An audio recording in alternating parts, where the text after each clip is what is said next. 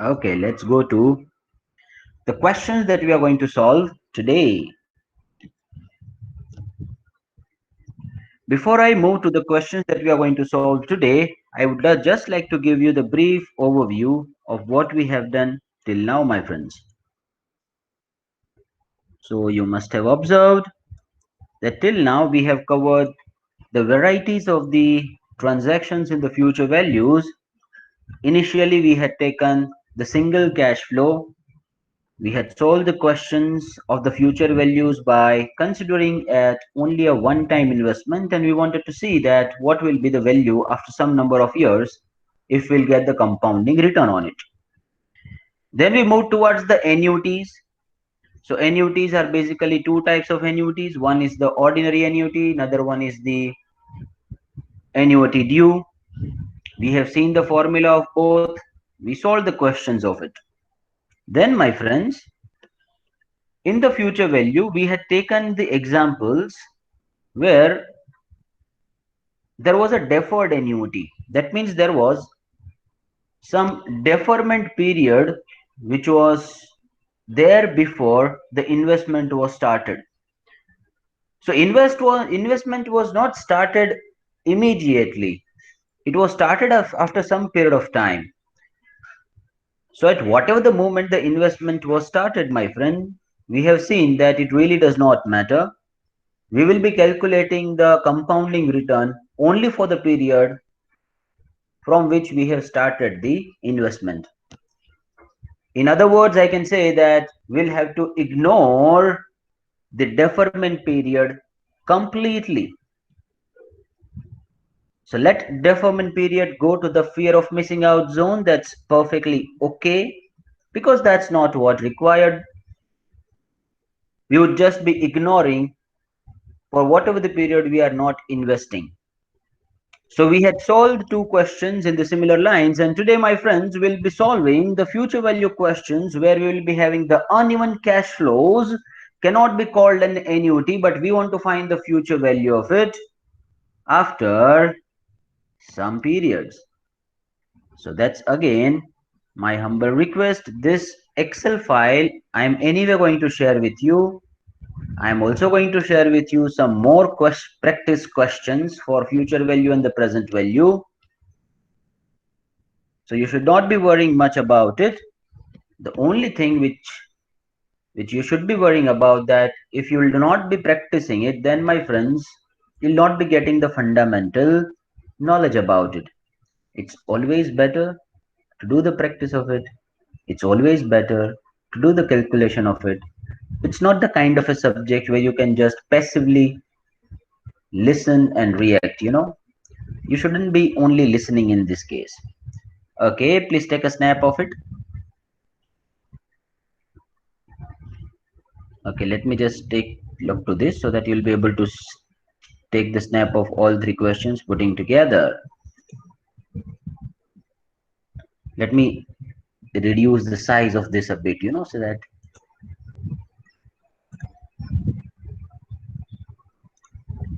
so in heading I am removing the formula bar and headings as well.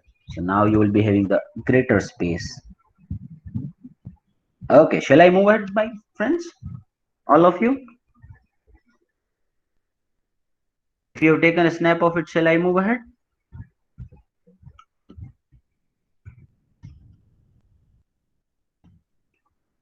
Okay, thank you so much. Let's move ahead.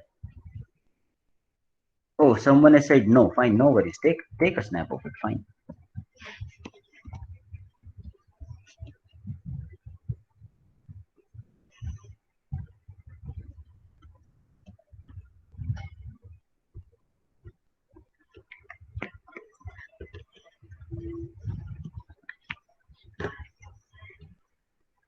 Done, sir. Good. Thank you so much. Let's move ahead with the question number one. Mr. Corona is the finance manager of the world's most lethal virus limited. So there is one company called World's Most Lethal Viruses Limited, and Mr. Corona is the finance manager of that company. He will invest following cash flows in the different years with 12% rate of return expected. You are required to find the future value of it. So my friends, it cannot be called an annuity because the amount of investment is getting changed over a period of time. Yes, the frequency between the two is the same, which is yearly. I mean, you are investing in the 1 year, then you are investing in the second year. So the frequency is remaining same, but my friends, the amount of investment is getting changed. So that's why it cannot be called an annuity. It cannot be called as a single cash flow because that's been apparently visible too. Because we are investing for many number of periods, 5 periods in total. So it's not a single cash flow. Different amount is invested in a different year. So we'll be treating each and every cash flow as a different cash flow now. We'll be using the same mechanism we had used in the single cash flow, the same formula that we had used in the single cash flow, and each and every cash flow will be treated separately. So my friend, we'll be preparing one table in the answer where will we have the first heading. First one is the serial number. Then you would have the cash flow. Then you would put compounding factor, and the fourth one would be the future value. Some people are like, sir, what is that compounding factor? ये तो आपने कभी बोला ही नहीं है. Beta, I have already stated about it. What was the formula of the future value of the single cash flow? That was PV multiplied by 1 plus R raised to N, right? So this cash flow will be taken as the amount of investment PVs, and this 1 plus R raised to N can also be called as the compounding factor. Now, how to find that? What will be taken over there? That we'll see later on. Slowly and steadily, हरडुअन, धीरे धीरे धीरे धीरे level को बढ़ाना है, फिर हद से गुजर जाना है. So I'm writing the 5 years over there. 1, 2, 3, 4, 5. Cash flows will be 55,000. Then would be having 60,000. Sir, you have already written it. Why you are doing the mehnat of doing it again? Because I know that you people would be doing it along with me. No, that's why I'm doing it again. I know the answers of it. I have already calculated these things. I have met the question itself. I'm going to solve it too. Still, I'm solving it. Oops. 75,500. Then the fourth one is 85,500.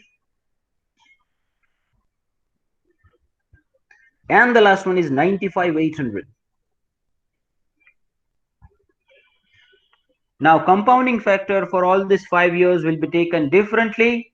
1 plus R raised to N will keep on getting changed, my friends. So in the first year, you would have 1 plus R, that is the 12% rate of return. I can also write it like 0.12. N would be 5 years. We are assuming that we would be getting the interest for 5 years, return for the 5 years in the year number 1's cash flow.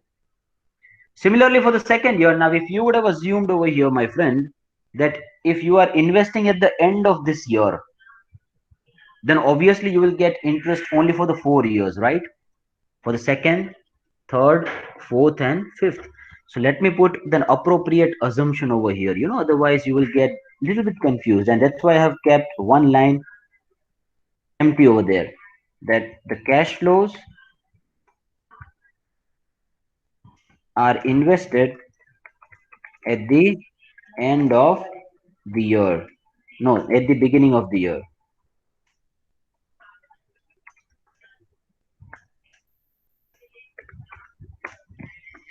So when they are invested at the beginning of the year, my friends, you will get the interest for that period too.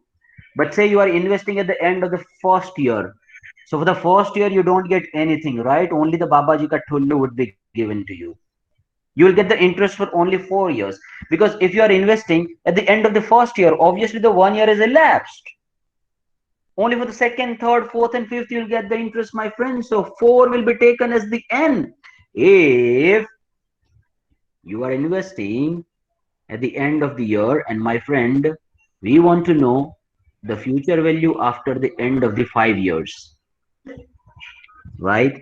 That you should be putting in back of your mind. Number 2, 1.12. So that's nothing but the 1 plus r raised to 4. Then 1.12 raised to 3, 1.12 raised to 2, and here we would be having the 1.12. So it's basically n would be in a descending order. For the third year, you get 3 years interest. For the fourth year, you get 2 years interest. And for the fifth year, you just get the 1 year's interest because you are investing at the beginning of the fifth year. You want to get the money after the end of the fifth year itself. So only 1 year's interest would be given to you. So I'm writing 1.12 only. So whatever the compounding factors you have got, my friend, we'll be putting it over here, and then cash flows will be multiplied with the compounding factor. So we get the future value. May I have the answer? We would be starting it from the last one, 1.12. If you multiply 1.12 with 1.12, you get something. May I have the answers from the students, please?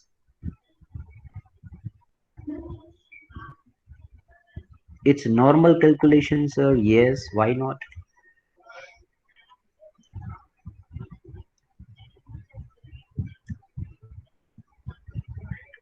Okay, 1.12 raised to 2. May I have the answer, please?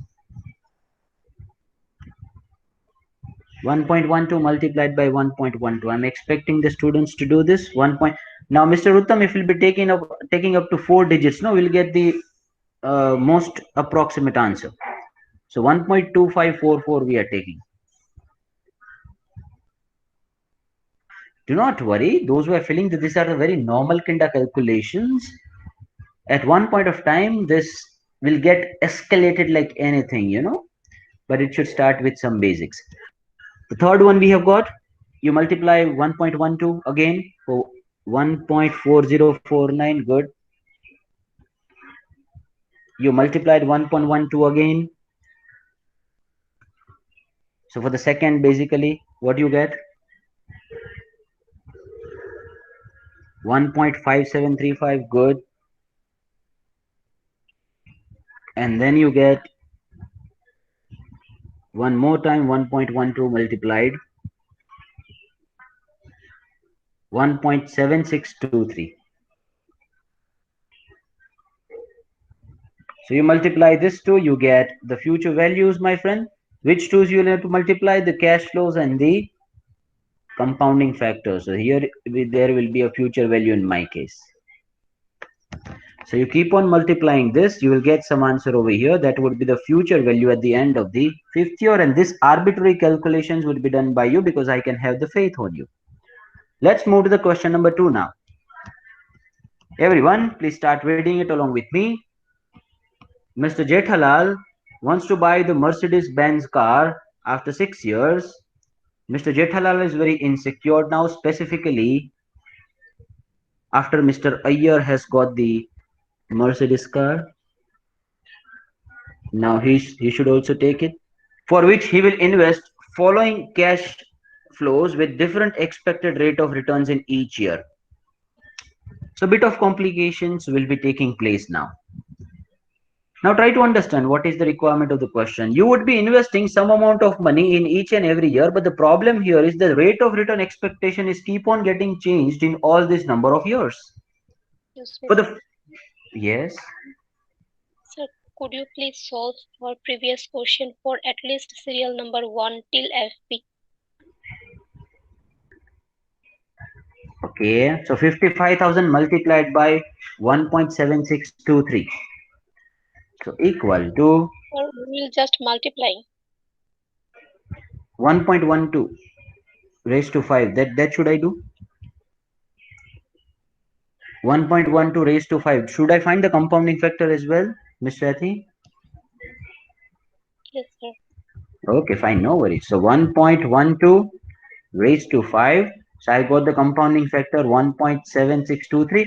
Now what you will be doing, 1.12 multiplied by 1.12. So press equal to in your calculator. So you get it for 2 times, right? But 3 more times to be done because we have in power 5. So you keep on pressing equal to equal to equal to for 3 more times. 2 times has already happened, 3 more times. So whatever the compounding factor you will be getting, you will be just putting it over here. Is it clear now, Miss Sethi? Yes, sir. Thank you. Okay, and you'll be multiplying that with the, so this compounding factor will be multiplied by the future value, sorry, the present value. And so the present value is 55,000 for the first year. So we have got the FV for the first year 96,928. You do it for the second year too, you do it for the third year too. So at the end, you will get the total of all this FV. So that would be the amount you would have after the end of the 5 years. And what's the mechanism we have followed? PV multiplied by 1 plus RS2N. 1 plus RS2N is the compounding factor, and PV is the amount of investment we are making in each and every year. So we are treating each and every cash flows as a separate cash flows that we are finding in the single cash flows, right? Is it clear now? Confirmation, please. Yes, sir. Good. Thank you so much. Let's move ahead. So we were there into this cash flows. In each and every year, we are supposed to invest some different money. So it's not an annuity, first of all, because the amount of investment is getting changed over a period of time. It's not constant like 5 lakhs in every year. Okay. Number two, the rate of return expectation is also getting changed. For the first year, you are expecting 13%. For the second year, you are expecting 8%. And we are supposed to find the future value after the end of the 6th year. Find the FV after the end of 6th year.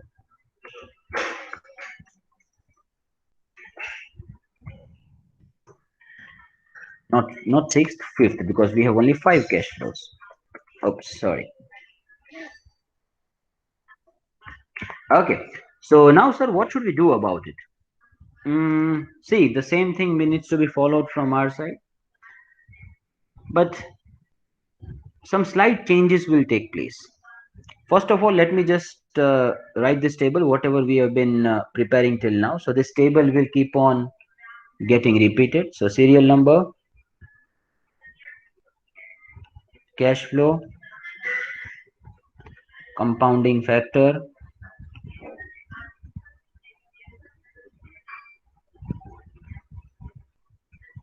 and the last one is the future value that we'll get after some time. Okay, so serial number would be 1, 2, 3, 4 and 5. All the cash flows as well, I'm writing it again manually. 5, 6,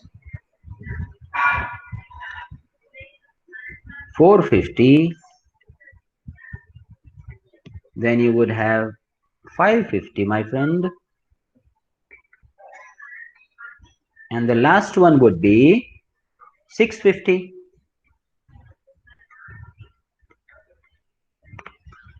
Now only change which will take place here in this question will be the compounding factor. So I request my students to have some critical thinking.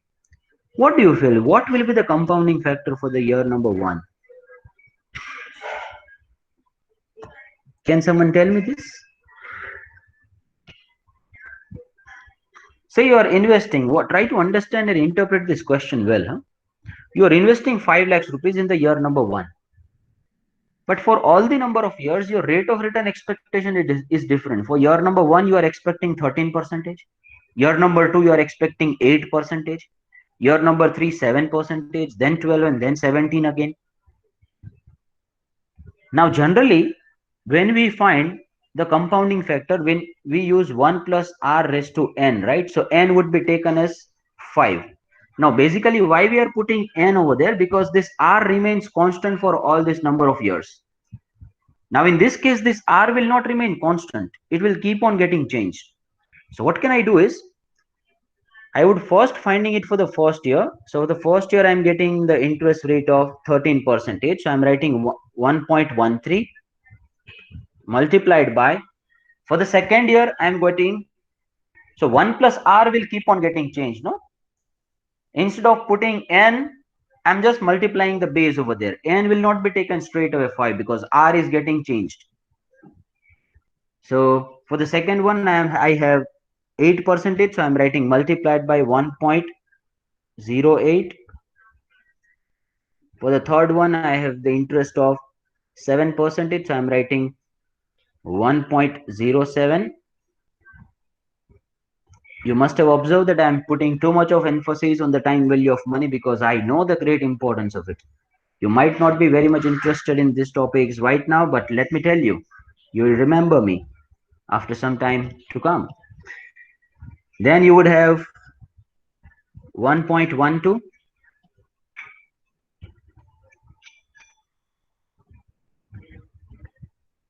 multiplied by, and the last interest we have is 17, so multiplied by 1.17.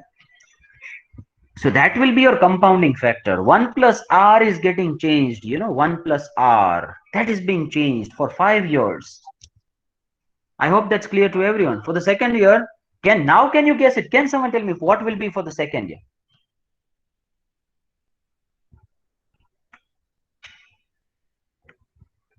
Now you can guess it. Okay, one person has guessed it as well, Miss Urja. She was right on track, but some little mistake. Yes, Miss Urja, 1.7, very true. Very true, Mr. Vishal. So first year's interest would be removed because obviously when you are investing in the second year, first year's interest rate will not be applicable to you, right? So for second, third, fourth, and fifth, you will get the interest. So my friend, you will get 1.08 multiplied by 1.07 multiplied by 1.12 multiplied by 1.17. Now, though, you can analyze the pattern, no? So for each and every years, you are just removing the interest. So 1.07 multiplied by 1.12 multiplied by 1.17, 1.12 multiplied 1.17 multiplied by nothing now.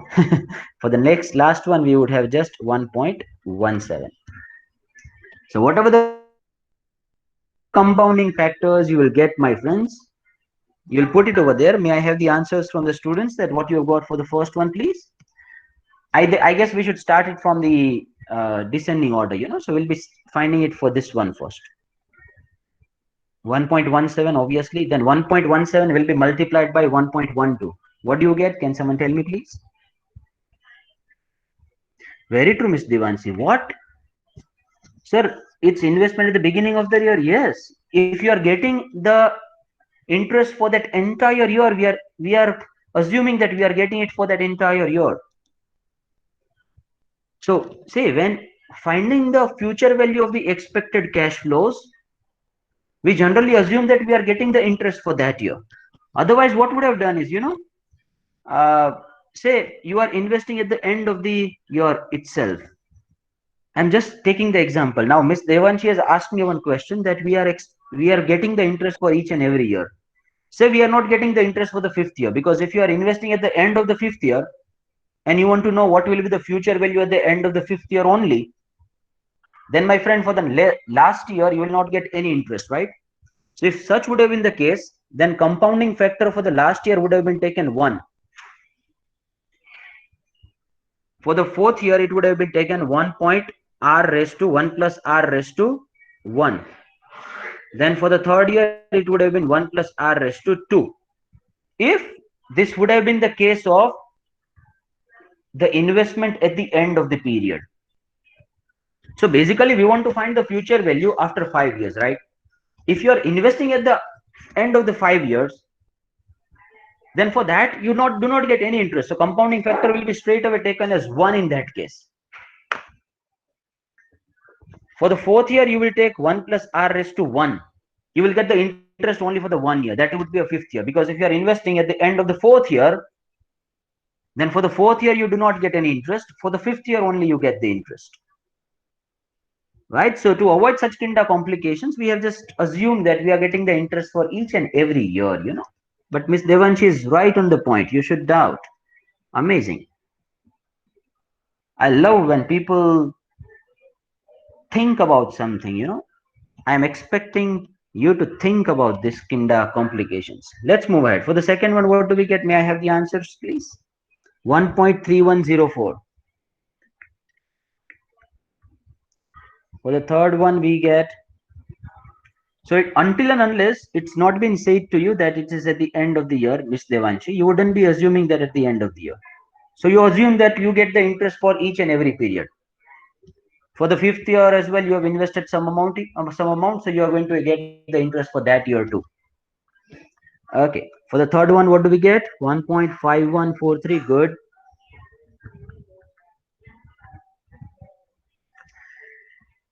I request my all the students to be little more interactive. हर कोई को find करना है बेटा. Then for the next one, we have got 1.7111. And last one, what do we get?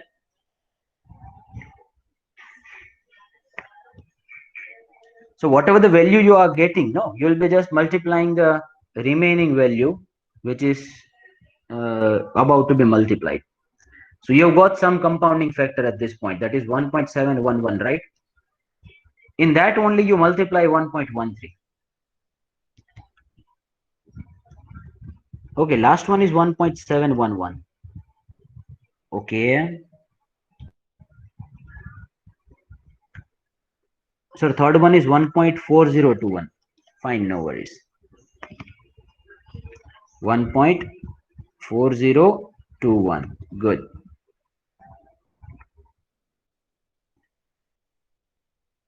One 1.71 is for the last one, and here we have got something like 1.5143.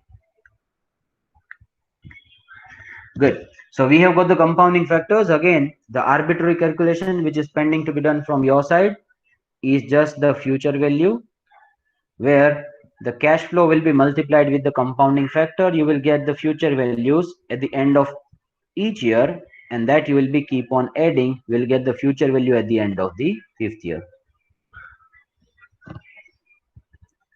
Okay, so I'm giving you 1 minute uninterrupted. Let's see that how many of us are getting the answers, the future value at the end. You'll do the summation of it, total of this, all 5.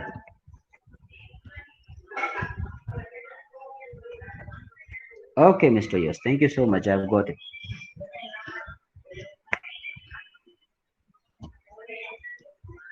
So you should tell to Mr. Jethalal that what amount you will be having after the end of the 5 years if you have the different expected rate of return.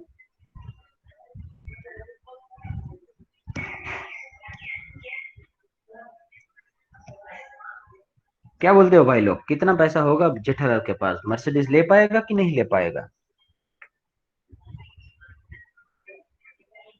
3876,235. Mr. Uttam, you are not multiplying this. You are not adding this. No. Do not do this. You have added these things.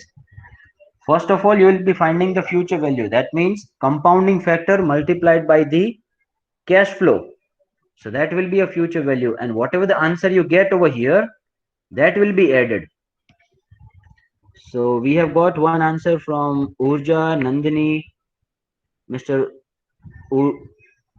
Maharshi as well, and every one of us are getting the same answer, so I can rely on those answers. 38, 76, 335. 38, 76, 335. Possible नहीं है, इतने में तो Mercedes अभी भी नहीं आती, तो 5 साल के बाद तो क्या आएगी? कुछ नहीं आएगा, बाबा जी का ठुल्लू. Mr. Jethalal will have to remain unsecured only, insecured only. Okay, let's move ahead. Mr. Very Complicated will invest. Sir, why you writing this kind of spelling? Because I want to take the attention of yours. So I keep on making this. Following cash flows. This should be the right. Okay. With different expected rate of return and different compounding frequency. Find the future value of the same after 4 years. Now, in this case, my friends, we are going to invest something first of all. We are going to get the rate of return, and this rate of return will remain same for that investment for all these 4 years, but compounding frequency will keep on getting changed, That means on 45,000 rupees for all 5 years, you will be getting 11% only, unlike the previous question we have solved. But compounding frequency will be different. You people are aware about the compounding frequency, right? So your interest gets credited, your return gets credited on a semi-annual basis. So let me just give you the example. Say for the 45,000 you are investing, so there would be basically 8 number of periods, because 4 are the years, and in each year you would have 2 semi-annual periods. So total number of periods are 8. And sir, for the first 6 months you would get some interest. So 11% needs to be divided by 2, because R should also be adjusted, right? So 5.5% interest you get on 45 for the first 6 months. So you would have some amount left after the end of the first 6 months. Then again 5.5% you get of this amount, So you would have something after end of the first year. So my friend, 5.5% you are getting for 2 times, for 2 semi-annual payments, is more than 11% you get on annual basis straight away. So higher the compounding frequency, higher would be the amount of return. If you get 11% in a one slot for the entire year, that will be lesser as compared to if you get 5.5% for 2 times in 6 months. So compounding frequency, if it is higher side, that means you'll be able to earn more and more future value out of it. Now, just for the betterment and just for the more clarity on this, I am adding one more statement. You should also be adding it. This kind of questions are not found in the textbooks, first of all, but I am taking it because I want to give you the exposure of every kind of questions. So you may, I'll share the textbooks and everything with you, but those kind of questions might not be found over there, but we are taking it. We do not want to leave anything aside. Okay, so I'm adding just one statement, that the rate of expectation will be constant for each cash flow.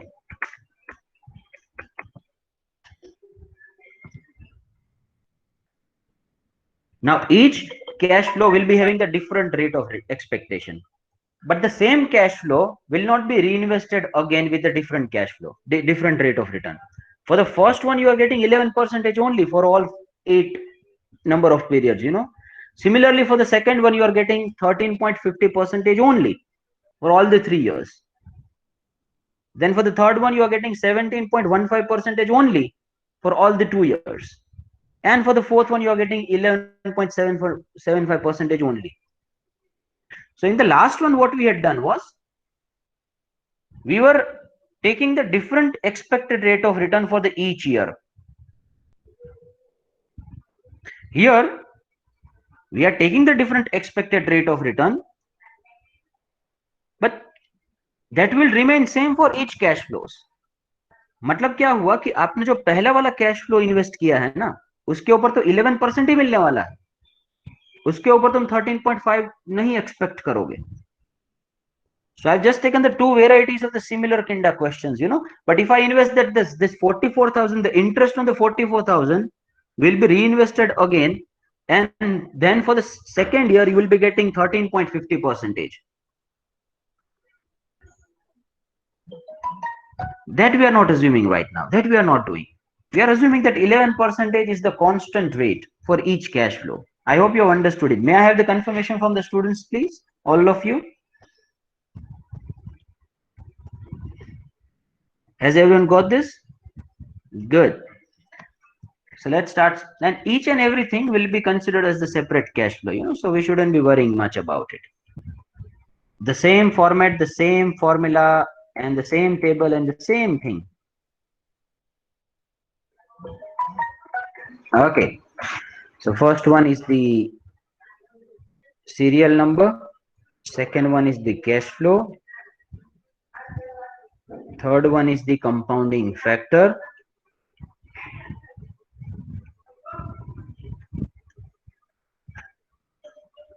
And sir, the fourth one is the future value. Future value I'll write after some time, because I don't know how much space would be occupied this compounding factor. Okay, so 1, 2, 3, and 4. Cash flows, I'm writing it again, 45,000, 125, then 90, and 115. Okay, the only thing again will be changed, that will be the compounding factor. So compounding factor will be taken as 1 plus r raised to n. R would be converted semi-annually. So 1 plus 5.5 percentage can also be written like 0.055. Right? In decimal, you can write it 5.5 percentage like this. And n would be 8. Because there would be how many number of semi-annual periods in 4 years? In 1 year, you have got 2. So 8 for 4 years, you will get 8. Let's take the second one now. So compounding factor for the second one would be, now this 13.5 percentage you are getting annually, the compounding will be taking place on quarterly basis. So the rate needs to be divided by 4 and number of periods must be multiplied by 4. So may I have the answer on this? 13.50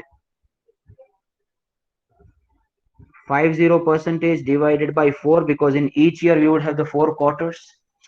Answers please from the students. What do we get?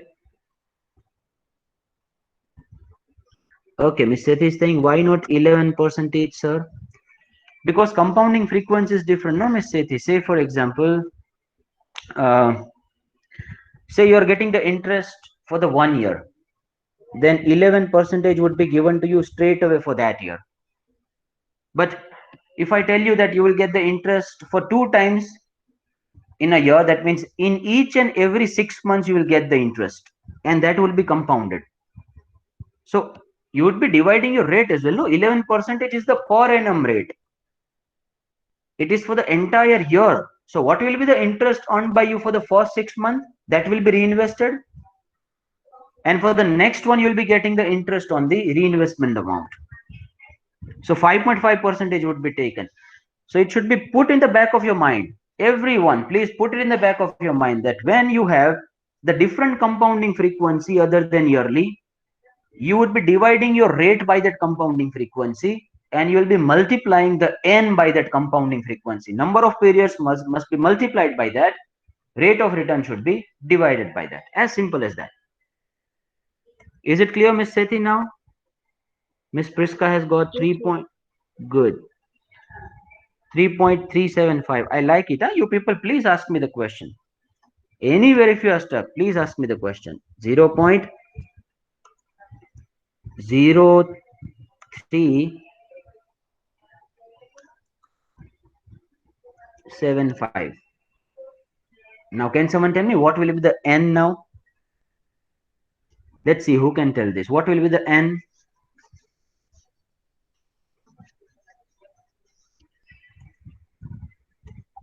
Mr. Jigar Thakkar is saying 16. Okay, for how many number of years are left? 3, right? And each year would be having the 4 quarters. So 4 multiplied by 3. So it would be 12. Those who are saying 60, they are right on the track, but they have included one more year. Say if you are investing at the end of the second year, my friend, and we are supposed to find it at the end of the 4th year. So you get the interest only for the 3 years. No, for the 2nd, 3rd, and 4th. So 3 years are there for which we get the interest. Similarly, if you are investing something in the 3rd year, you get the interest only for 2 years, right? So compounding factor would again be adjusted accordingly. So 3rd one is annually. So if it is annually, that means the same rate can be taken. So 1 plus, I'm covering all kinda complications, so that you will not be stuck anywhere in the time value of money anywhere.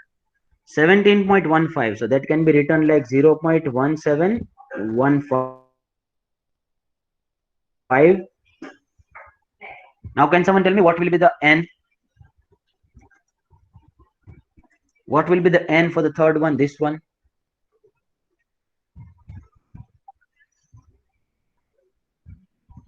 Yes, Mr. Maharshi. True. 2. Jigar Thakkar. Yes, very true. Yes, Miss Priska. Very true. It will be 2. Because the compounding frequency is annual. We have taken the annual rate only. So n would be taken annual. Okay, for the last year, rate should also be divided by 12 because this is monthly in nature. So rate should be divided by 12 and number of periods should be multiplied by 12. As simple as that. So what will be the 11.75 percentage divided by 12? May I have the answer, please? Very true, Miss Dolly. Very true, Miss Saket. All are right. Mr. Hardik, Miss Priska, good.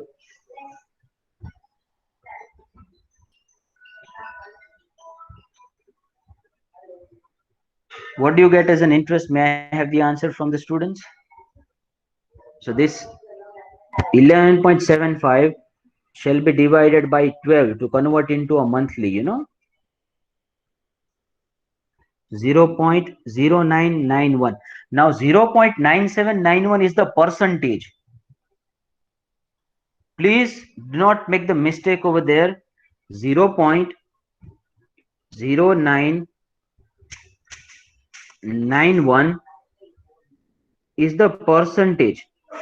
And if you write it in a decimal, then again you divide it by 100, right? So whatever the percentage are given to you, if you write it in a decimal, that will again be divided by 100. So 17.15 was the rate. So we have divided by 100 again. So we have written 0.1715 in a decimal. Similarly, it would be divided further by 100. So how many digits would be there? Just check it out. 0.000991.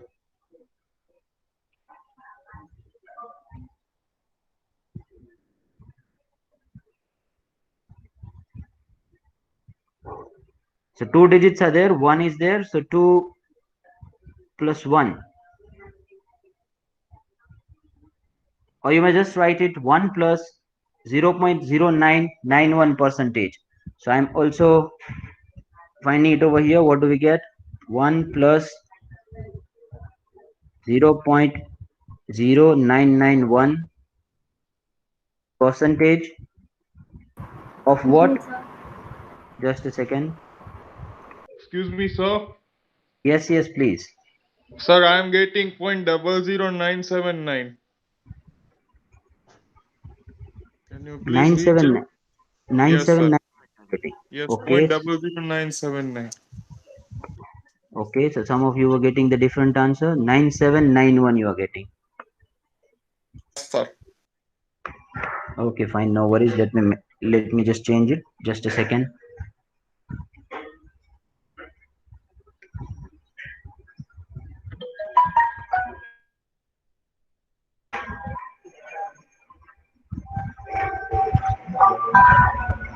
Nine seven nine one you are getting. 9791.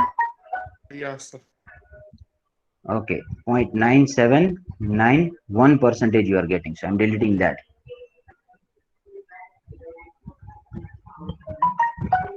So you would have the two digits over here, I guess, two zeros. And then Sir, 97, 00. very true. 0.09791 will be there. Not 3, Yes, it would be 2. Good, good. So if you divide it further by 100, you would get 0.009791. Good.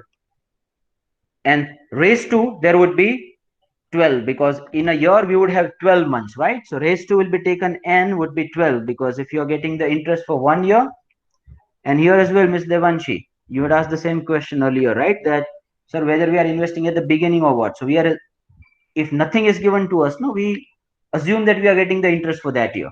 Otherwise, what's the need of finding the future value of that year? Okay. So 0.009791 raised to 12. 1.009791 raised to 12. You will be finding the compounding factors for each one, and then that will be multiplied with the cash flow. So what is the compounding factor for the first one? Please give me that.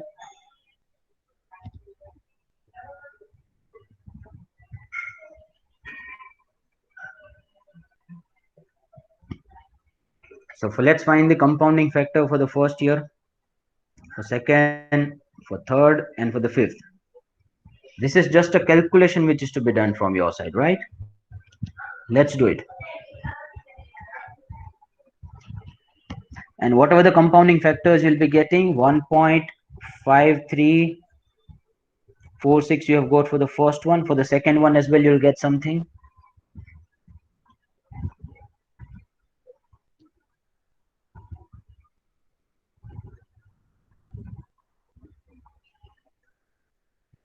$1.4893. Very good, Mr. Maharshi. You are quite fast today. 1.4893. The next one.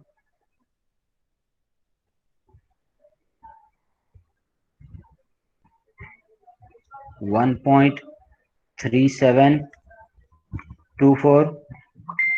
Okay. So I'm just keeping it for you for your homework, and whatever the compounding factor you will be getting, my friend, you will be multiplying that with the cash flow, so you get the future value here.